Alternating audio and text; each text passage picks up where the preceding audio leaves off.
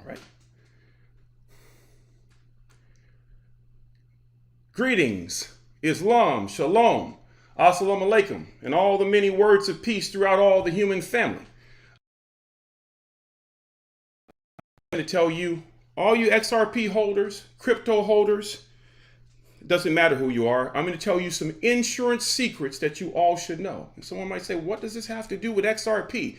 It has everything to do with XRP, because as you become more wealthy, you're going to be dealing with insurance companies. And the insurance in the future will be much different than it is now, but you should all want to know these secrets. Because I'm not telling you something that this is through hearsay. I'm telling you because I have done these things. When you're dealing with companies like Allstate, I don't care what they say, they know that people like myself have been in the background, and I am definitely one of them who have been a changer of their policies. Allstate has actually, the people, their legal team, I even recorded them, have thanked me for teaching them things that they didn't even know.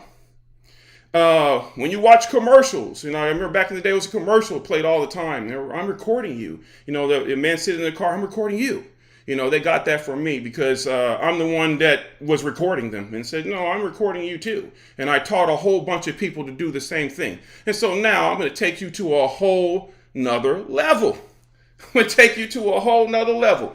Everyone here is going to get paid, and you're going to have to deal with insurance companies. You're going to have to deal with all type of people. Here again, I know I teach you something totally different from everyone else, but I like to think that these things are also important. Let's see all in the room first. We got it says it might be Akin Tunde. Okay, hello to you. Free Kip. We got Riley. How you doing? Got this one. Yes, you did. Robert W. Okay, we got Run With It Ran. Yes, of course. Vitamir. Okay. Thank you for being here. Yes, thank you for being here. I see you all the time. You're a staunch supporter. El Bandito, thank you for coming, my brother. Everyone here, CA, everyone, thank you for coming here. And I'm going to tell you guys, because you guys came today, you're going to learn something major. If this video doesn't get a million views, it's because they don't want this type of information to the people. But I'm going to tell you what, I don't care where you are. I don't care if you live in so-called Canada, you will engage with Canada. I don't care if you're wherever you're in the world. Law remains the same. I don't care now, I don't care how they try to color it. It's just going to be basic. Standing at law is very important. A statute stand. One thing I've learned about law, and I learned this from a man named Brother Sabir Bey, and he said that law is very simple. It's like gravity. If you jump up, you know that on this earth you're going to come back down. It's just a basic principle. It's a standing. It's a standing. Hi, great to see you. Now we're going to go in. And I'm going to tell you, how many people in this room have dealt with the insurance company before on something just like a car accident? I just want to hear the word yes. Tell me. So I'm going to make you see something that you may not have recognized. Thank you for coming. Yes, I'm about to take you to a whole nother level.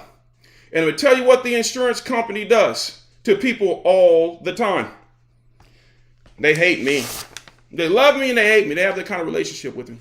They have a love-hate relationship with me because if I have an arrangement with them, I want my just dues for whatever, when the claim is legitimate. Let's go over it. Let's talk about this magical word, abandonment. I'm going to read you this because most of us have been a victim of abandonment. Have you ever wrecked your car and the tow truck just came and hauled, it was just demolished, and the tow truck company came and hauled it off?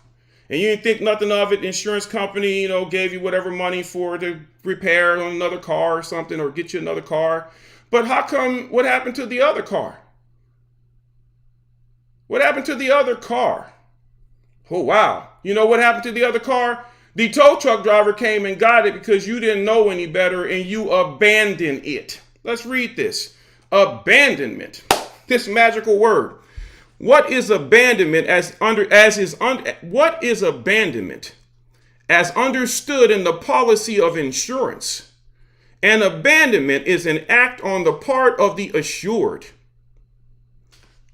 Abandonment is an act on the part of the assured. So if we are the ones who have paid for this so-called policy, we are the assured. So abandonment is, and we says, what is abandonment as understood in the policies of insurance? Abandonment is an act on the part of the assured by which he relinquishes and transfers to the underwriters his insurable interest. I'm pissing a lot of people off today, trust me. It says, or, I don't want to, but it just happens to be that way. Or in other words, it signifies a giving up to the underwriters. That's who you deal with. You deal with the underwriter when you deal with insurance. Giving up to the underwriter of the thing insured or such part of it as may remain on a loss taking place. So let me explain to you what that means. And it will never change. It will never change because it's just how it works. So say, for instance, you had insurance to the tune of $1 and you're riding around in your buggy and you wreck your buggy, bam. And you go take your buggy in to get it, to someone to give you an estimate on how much it costs. It's going to cost you about 99 cents to, we'll say it's going to cost you about a penny to fix it. And there is a balance of 99 cents. Because you know how much your insurance policy covers. Let's read this again. It says, what is abandonment as understood in the policy of insurance? And abandonment is an act on the part of the assured by which he relinquishes and transfers to the underwriters his insurable interest. Or in other words, it signifies a giving up to the underwriter of the thing insured or such part of it as may remain. So that remaining balance, the insurance company is always trying to get you to do the least because they're going to pocket the rest. You know why? Because they're going to get you to abandon it. But I'm going to tell you what they used to tell me when I deal with them. They're like, Fontaine, why are you doing this? Because I deal with them shrewd. I bring out my tape recorder. I record them like they're recording me. They're like, well, we're recording for quality insurance purposes. I'm like, I am as well. And I record everything. And every time they tell me something different, I'll play something back to them that they played for me or they told me earlier. You promised me this.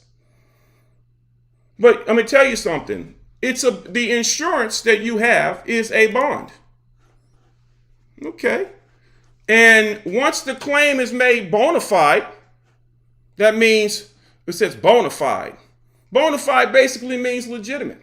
Once the claim is found to be legitimate, that bond opens up. So if you had insurance for the total cost of $100, so that means that you have $100 to work with. The insurance company will try to tell you otherwise. They'll try to tell you what you need to do. But once it opens up, it's time for you to react, and you tell them what to do in writing.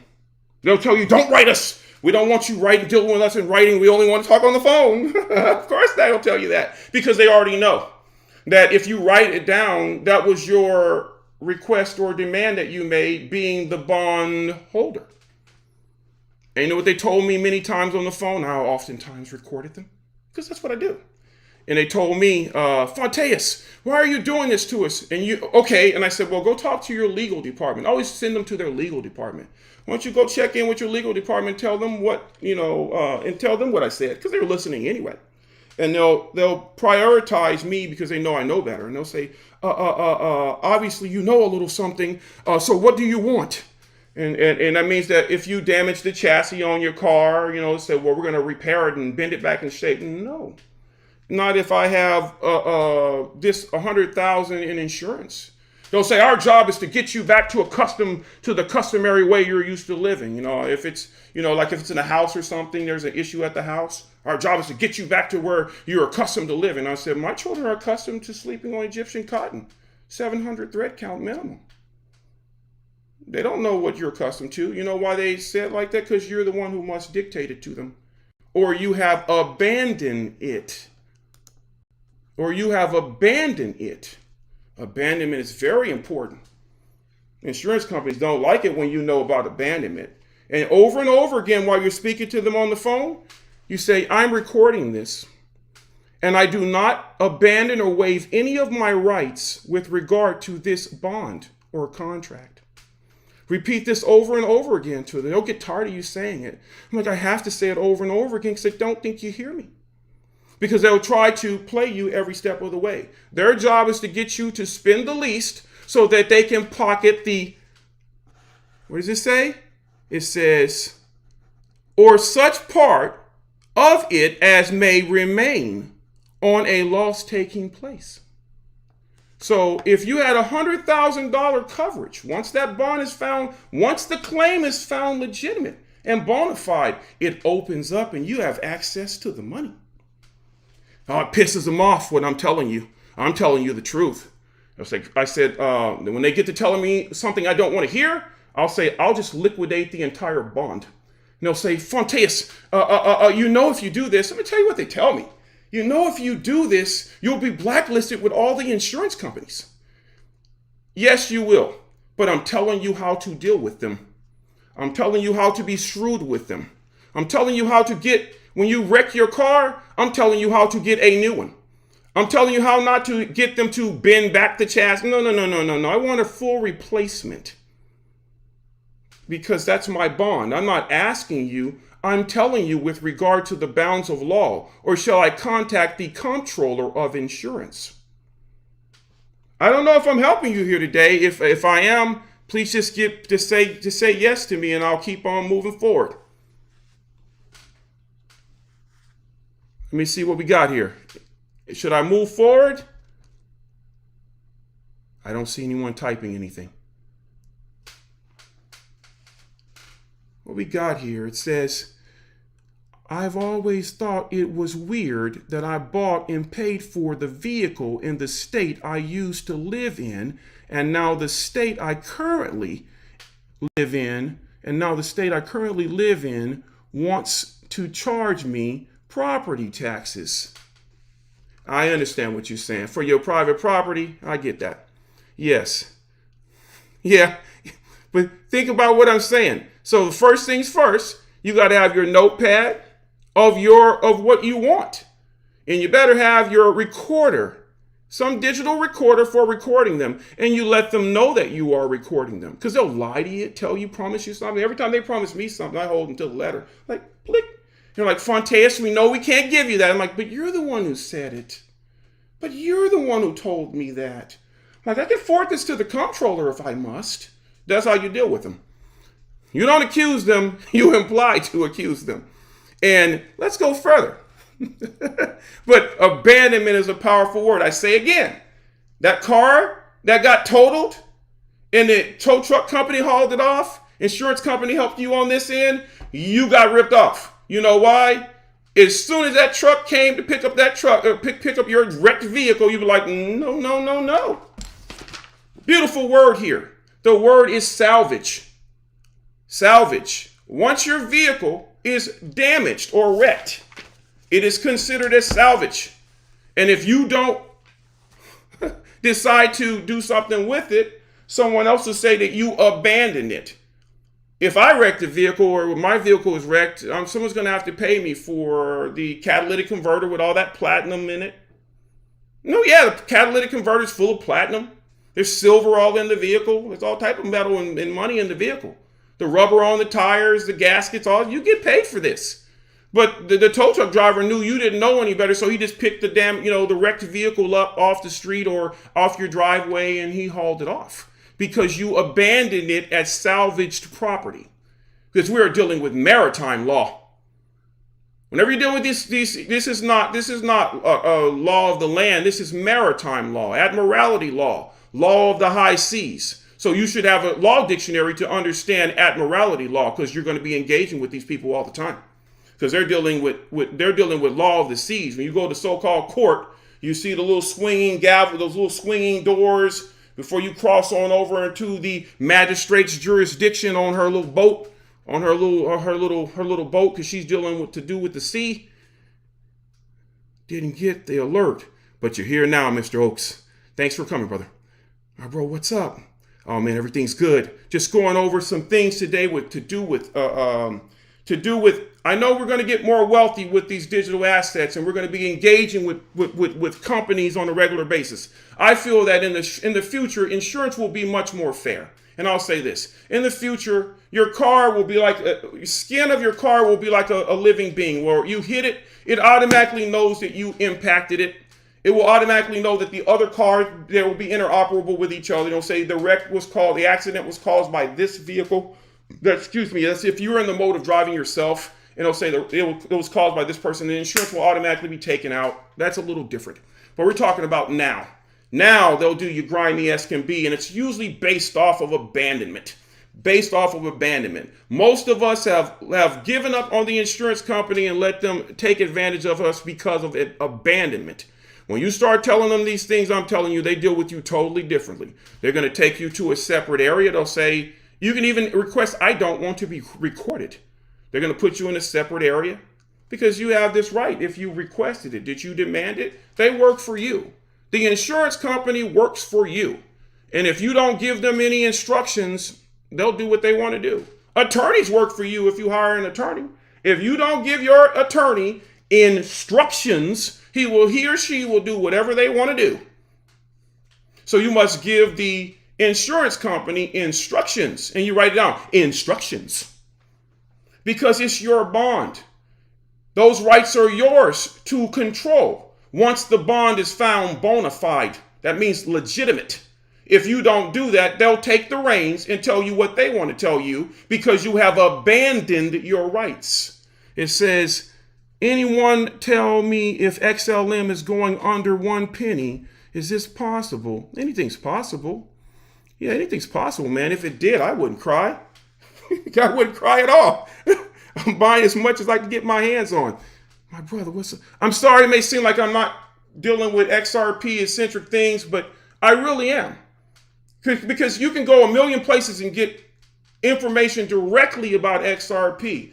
But you know as well as I do, the more wealthy you become, the more you're going to have to engage with these type of things. And if you don't understand how to engage with them, you will quickly lose this beautiful XRP money that you have gained, or however you got it, whether it be XRP, XDC, XLM, so on, VXV, doesn't matter. You can lose it as fast as you got it. A fool and his money often parts. So I'm teaching you how to control your finance better and how to engage with companies on a big dog level, because I deal with them all the time. I can name off company after company. I'm not bragging or boasting. If I've dealt with eBay, if I've dealt with, I've dealt with UPS. UPS have sent me their total policy changes because I told them I'm going to put a lien against you if you do not deliver my property in a timely manner. And guess what? Got a phone call. Your package is on your steps. Companies put liens on you all the time. Who said you couldn't just put a lien on them? You have the right. You have more of a right than they do. They don't even have any power. The energy was given to them by you. Companies don't have anything to give. They're a fictitious entity. Only energy around here is us. Only doing the physical work that gives energy to that note is us. Companies don't pay the taxes. Companies pass the taxes on to us. Companies are supposed to pay the taxes, but companies pass the taxes on to us so that we don't suffer. I'm telling you how to deal with it. This is one of the ways to deal with it, abandonment. So when the tow truck driver, it's nothing against tow truck drivers. I'm not trying to take anything away from them. I'm just teaching you how to deal with it so that any vehicle, your motorcycle, doesn't matter. If it's wrecked, it's your motorcycle still. It's just a damaged motorcycle. If you're dealing with the insurance company and you had a fire at your home, they're going to send someone out to look through things randomly to assess what is damaged and what's not. But they're going to take all of it. And that company that looks through the things is going to try to keep it for themselves. They're going to write down on a piece of paper that what was damaged so the insurance company knows what they need to give you. But you just didn't know that those items are still yours. They'll make you think that it's not yours, still yours. Take it, do whatever you want to do it. I had a lot of feed that could have been damaged. A lot of grain that I kept for my home, but it might be not something I want to eat, but I could go and sell that to a farmer at a reduced price. It's still yours. That's my point. See what we got here. It says, I come here now to hear more about life. I got a few stories for you. I got something to tell you. And let me make sure I put this in place first before I tell this story.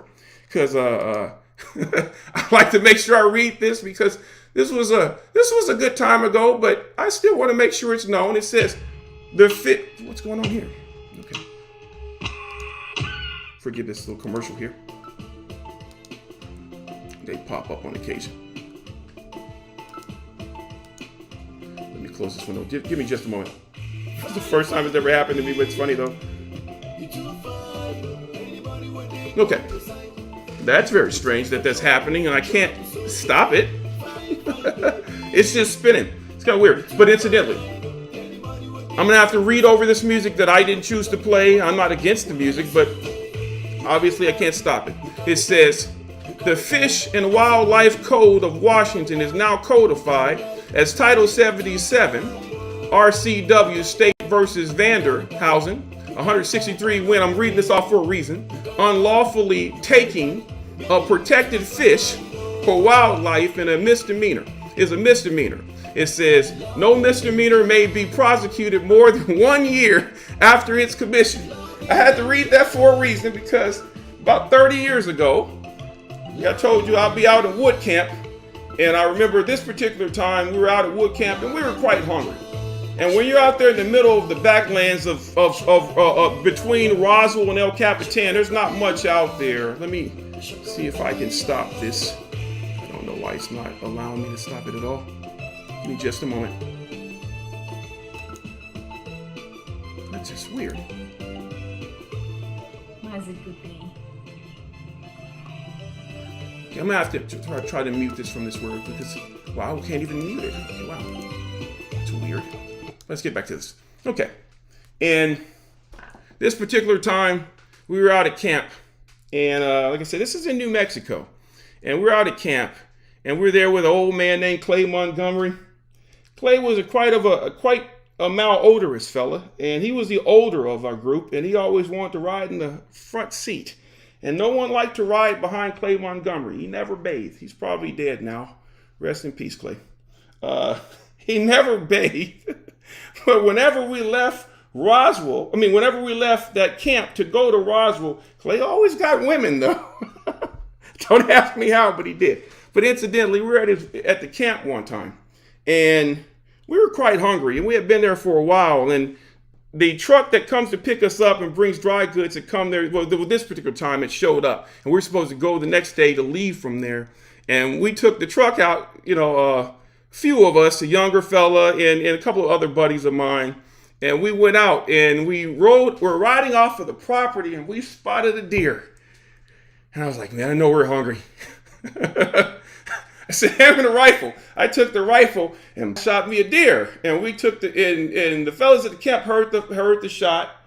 We took the deer back. We pulled the deer in the truck. And this one night, the truck passes by.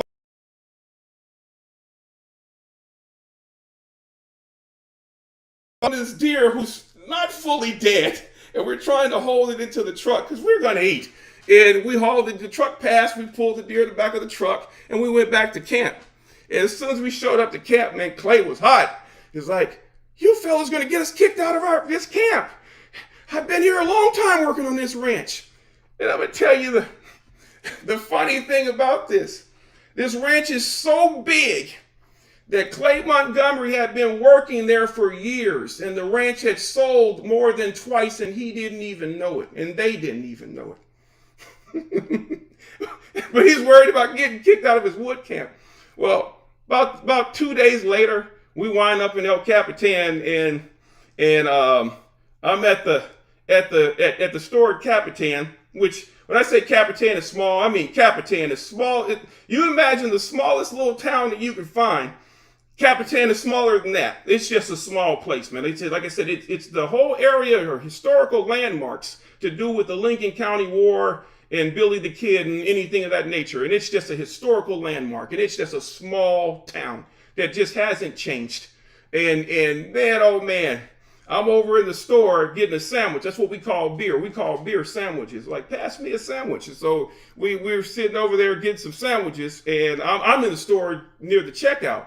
And in walks the game warden, and he's like, Fontaine, just the man I wanted to see. And I'm like, oh, shoot. And I knew what had happened. One of the younger people there was bragging it out and about us killing the deer because it wasn't in season. Well, we were just hungry. And then he said, the game warden says to me, he's like, Fontaine, I hear you poached a deer. And I said, I'm going to be honest with you. I don't even know how to poach an egg. And he cracked up laughing, and he just told me, I'm going to have to let you go on that one. He had to laugh. He's like, I'm going to have to let you go on that. I met him twice. Other time, I rode on a symposium cattle drive with the family of Geronimo, with one of the great whatever of Geronimo. And we were supposed to wind up in a powwow before we hit the symposium in Ruidoso Downs. And I sang that weekend and sang cowboy poetry. That's what I did. And man, and I was supposed to, help out other people as a hand on the cattle drive, which was 7 days. And this particular year, man, these baldies were stout. And these what we call cattle. And I'm gonna make it clear to people. Most people, when they pass some on the side of the road, they think everything's a cow. Everything's not a cow. Some are cows, some are steers, some are first-year heifers, so on and so forth. They're not all cows. A cow is a specific thing, but we know that it's part of the bovine genus. It just is what it is. But incidentally, man, those are the things that when I was younger, I was into. I mean, we were in the middle of nowhere. It just was what it was. And another, like I said, the other time was I had an eagle feather, and it was given to me by some people at the Mescalero Apache Reservation. And the game warden saw me. He's like, "Is that an eagle feather?" And I said, "Yeah." And he's like, "Where do you know you're not supposed to have that?" And I had a letter inside my old car. I had a Carhartt and a jean jacket, and I had a letter from them that said I had permission to have it. When he was like, wow. He's like, this is a privilege for you to have. Most people never get this. Yeah, I got a letter from them. They were my friends. Yeah, all my buddies, which is funny. It's just the truth. All my buddies who were considered white, they couldn't ride through the reservation like I could. I could ride through the reservation fast as hell. And they'll just flash their lights at me, but they'll be afraid they're going to get put underneath the jail. Because the reservation, because most people don't know this, but Native Americans who live on the reservation are considered as federal property. And if you try to fight them or anything of that nature, physically assault them, it is a federal offense because they are federal property. Most people don't understand that. Ever milk a bull? No, I have not. I sure hope not. I sure hope not. Oh, man. But I've been in some disgusting situations before that knocked me on my rear end. That's why I usually tell you the stories of, when you are where I've been, you learn by the experience. And it also teaches you things. It's something about ranch life and its simplicity of contracts that give you a greater understanding of contracts, brands, things of that nature. A man has a brand, you understood that brand.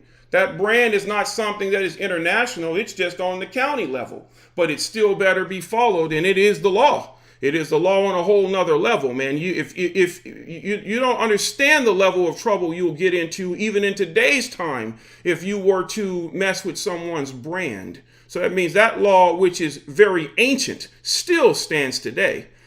Yeah, I know. How prepped are you, brother? Oh, man, I stay prepped, man. I probably... Let's just say this. If a truck moved me, usually the semi has 2 cabs. And a lot of that is dry goods and food. And things that spark in the night. So it is what it is. Yeah, man. Oh, goodness gracious. Yeah, that's a long drive. Let's see what we got here. It says, man, what an awesome life. Oh, man, I've had a lot of, put it this way. I've been so lucky, man. Man, my friend, majority of my friends are in the Cowboy Hall of Fame, literally. Like I remember sitting at that same symposium that you're talking about, being taught to play the guitar by a man named Ray Reed. And Ray Reed is in the Cowboy Hall of Fame. He's dead now. Ray was an old man when I was there, man. You know, like I said, that place was like some place capsule in time or whatever. You know, Tough Hedeman will show up, he'll pull my hat down on my head, make me so mad. He'll pull my hat down on my head, and it was like, he always called me Lane. He'll pull my hat down on my head, because I had a hat like Lane Frost with the red bonded edge. He'll pull it down over my head, and it's like, hi, Lane. That's exactly how he'll do. And then my buddy Dave, Tough's little boy, like my buddy's daughter, and they'll have this little, Tough, they had this silver trailer with sleeping quarters. They'll go in there and watch, Little Mermaid and stuff like that. Yeah, man, there's some good people, man. I had fun with Tough Hedeman. I had fun with all those people, man. We'll be somewhere in Guthrie, Oklahoma at the Lazy E roping, because you're going to pass all the same people. Cowboys filling the La Quinta Inn Hotel. And the hallways are just full of cowboys, man. And we're all sitting in a circle throwing knives. We spend time throwing knives. Or we might be out there just picking up tarantulas with our rope, because we might rope in different regions. But yeah, we travel around. It was a great life, man. It wasn't easy. I'll tell you this, and I'll end this story. I'll end the day. And this is about perseverance. And this has everything to do, maybe you can take something from this story and put it into your holding of your crypto and your goals. One of the hardest things I've ever had to do in my life was to pull a well that was 750 feet in the ground by hand. And we stayed in Alto, which is between Ruidoso and El Capitan. And it's nothing but a stone. It's a rock. It's a rock, man. It's the Rocky Mountains. People don't know that the Rocky Mountains start in Old Mexico and they skip up to New Mexico. And we live in the serious Rocky Mountains. And our well was running dry. I know it sounds like some old country song, but it's the truth. Our well was running dry. And I remember this guy named Tom Simpson picked me up, and he was a plumber. He worked for a company named General Hydronics, and he put big pipes in for places like Alaska. But New Mexico needed the same things because of the terrain. And in the southern region, I should say. And Thomas picked me up one day and he said, "Why are your clothing that color?" It was a discoloration in my color, and he was like, and he touched my clothing. He's all, "You're septic, or someone's septic, or your well must be dry, and your septic water is leaching into your well." And we didn't know that. And so he said, "You guys are going to have to dig a well." And he came out and looked at it, and so we had to dig a well. We didn't have any money. And David recently remarried, and his wife was a shrewd businesswoman, man. And she wanted something I won't go into deep detail. She wanted a horse for the well. And, we dealt with it or whatever. And we ended up, we didn't have a lot of money, but we were getting the well dug. And to save money, they wanted us to see if we could salvage the old well pump. And Dave's like, "We're going to have to pull it tonight when we get back." And so in the middle of the night, Dave cut a hole out of the top of the well house. I got on the roof. He was at the bottom. His stepdaughter, Andrina, was to have a pipe and try to wrench off the pipe as we pulled it out of the ground. Dave was at the bottom pulling. And I could see him struggling. And Dave was a strong man. It was over 6 feet. He was like, Dave was probably like maybe 6'5", 6'6". Very strong. He was pulling. And then up through the roof where I was, on top of the roof, with my legs sprawled on both sides of the hole. And I'm pulling this well. Man, I could feel the fibers of my back just freaking ripping. You could feel them pulling. Dave's all, "Fontaine, when we pull this pipe out of here and get it back long enough, I'm going to go back, you're going to have to hold on. I'm going to try to have Andrina tie it off with the wrench right here at the base. I'm going to run out here and tie it off in the back so it doesn't slide back down the hole." Man, we're pulling. Dave's stepdaughter really didn't want to be there, so she was half-heartedly doing the job. And so whenever we pull all that out, Dave's like, "Now it's time for you to wrench it off, Andrina." And she just would be lazy about it, and it'll go just running through your hands. Your hands are just smoking, literally. You could see smoke, and it's just burning like hell. But I'm trying to catch it, and I catch it just in time. It's slippery and slimy. But I'm doing my damnedest to hold it. I'm like, "Dave, I can't hold it." And Dave's like, "Hold on, Fontaine." He's trying to grab it too. He's like, "I got it." He's like, "I'm going to tie it off." He's like, "I'm going to run to the back and try to tie it off some more." And this happened about 2 or 3 times to, Dave Customer Ben was yelling. He wasn't, used like that, but this was a stressing situation where we could have been hurt. We finally pulled that well out. And when I sat there on that couch, when it hit that 750 feet mark, man, I was so damn tired. I never expelled so much energy in my entire life, not even to this day. And I remember sitting down on that couch in that cabin, and I looked at Dave, and Dave's all, well, Bub, man, I've never done anything that hard before in my life. And I said, but we got it done, right? And that's just how it was. The next day, the people to drill the well came. They told us that the pump was not any good. But we weren't mad because we got more out of that experience than just the well pump. We knew we didn't have a lot of money, but we knew we always found our way. I tell you this to say, we didn't give up.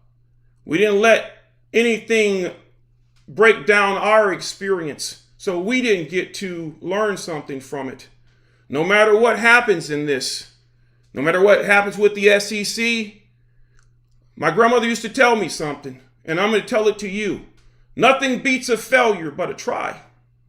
Nothing beats a failure but a try. Just think on that a little bit.